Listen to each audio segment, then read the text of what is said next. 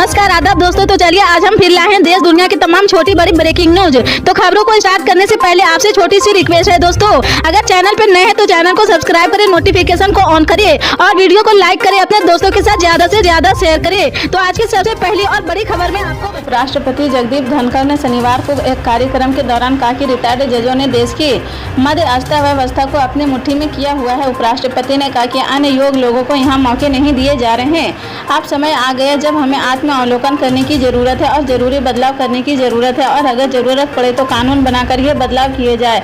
International court of arbitration में एक कार्यक्रम के दौरान अपने संबोधन में उपराष्ट्रपति ने कहा कि किसी भी देश में या किसी अन्य व्यवस्था में रिटायर्ड जजों की मध्य अर्थव्यवस्था पर इतनी मजबूत पकड़ नहीं है जितनी हमारे देश में है।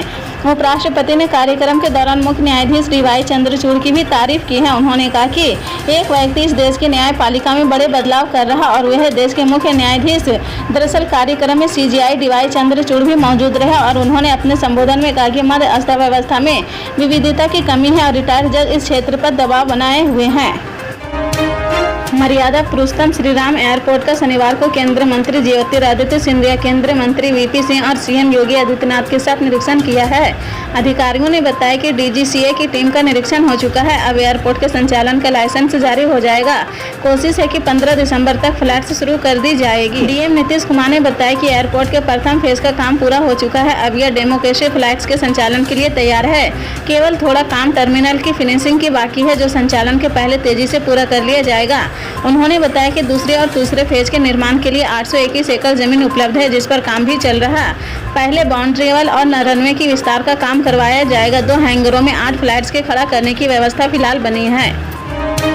दिल्ली के मुख्यमंत्री और आम आदमी पार्टी के राष्ट्रीय संयोजक अरविंद केजरीवाल शनिवार को बीजेपी पर जमकर बरसे। इस दौरान उन्होंने एक्टर और बीजेपी सांसद सनी देओल पर भी निशाना साधा। उन्होंने देओल पर अपने लोकसभा क्षेत्र में नहीं आने का आरोप लगाया है। पंजाब के गुरदासपुर में सीएम केजरीवाल ने कहा कि आप लोगों ने पिछली बार सनी देओल को चुनकर भेजा, कभी आया है, कभी शक्ल देखी है। बहुत बड़ा एक्टर है, उसको वोट देंगे, कुछ करेगा। ये बड़े बड़े लोग हैं, कुछ नहीं करने वाले हैं। केजरीवाल ने गुरदासपुर में 1854 करोड़ रुपए की विकास योजनाओं की शुरुआत करते हुए कहा कि आम लोगों को वोट दो, आप लोगों के लिए काम करेगा। कभी फोन करोगे तो फोन तो उठाएगा, कभी घर में जरूरत होगी तो आएगा। दूसरी पार्टी के चक्कर में नहीं पड़ना। पिछले 1.5 साल में जो काम किया है उसके आधार पर वोट करना। जिस तरीके से सनी देओल ने धोखा दिया है, इस बार धोखे में मत पड़ना। शराबबंदी को लेकर अक्सर बिहार में सवाल खड़े किए जाते हैं। सत्ताधारी दल जहां मुख्यमंत्री नीतीश कुमार के फैसले को पूरी तरह सफल बताते हैं, वहीं विपक्षी पार्टियां इस पर लगातार सवाल खड़े करती रहती है। अब राष्ट्रीय जनतांत्रिक गठबंधन यानी एनडीए का हिस्सा हिंदुस्तानी आवाम मोर्चा के संरक्षक जीतन राम मांझी ने बड़ी घोषणा करते हुए कह दिया कि बिहार में अगर हम लोगों की सरकार बनी तो बिहार में पूरी तरह शराबबंदी खत्म कर दिया जाएगा।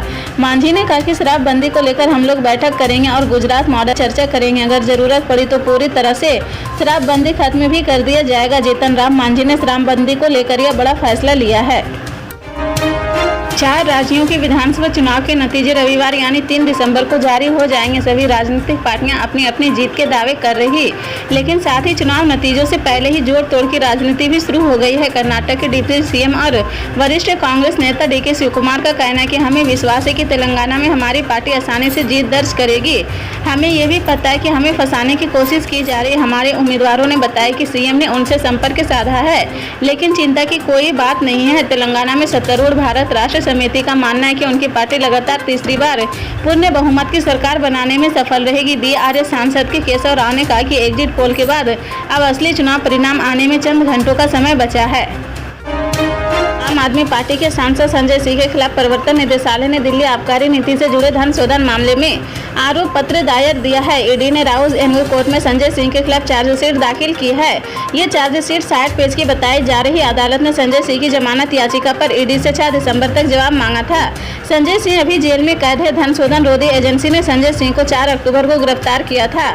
ईडी ने आरोप लगाया कि संजय सिंह ने अब रद्द हो चुकी है आबकारी नीति के बनाने और कार्यान्वयन में महत्वपूर्ण भूमिका निभाई है, जिससे कुछ शराब निर्माताओं, थोक विक्रेताओं और खुद विक्रेताओं को लाभ हुआ है। हालांकि संजय सिंह ने आरोपों का खंडन किया है।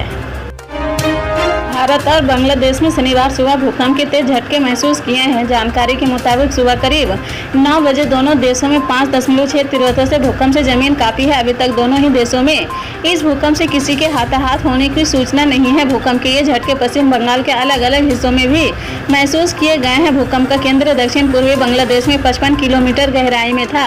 पश्चिम बंगाल आपदा प्रबंधन विभाग ने कहा कि फिलहाल राज्य में कहीं से किसी नुकसान की खबर नहीं आई है। इसी तरह की पल पल के अपडेट जानने के लिए जुड़े रहें आप न्यूज के साथ। मिलते हैं।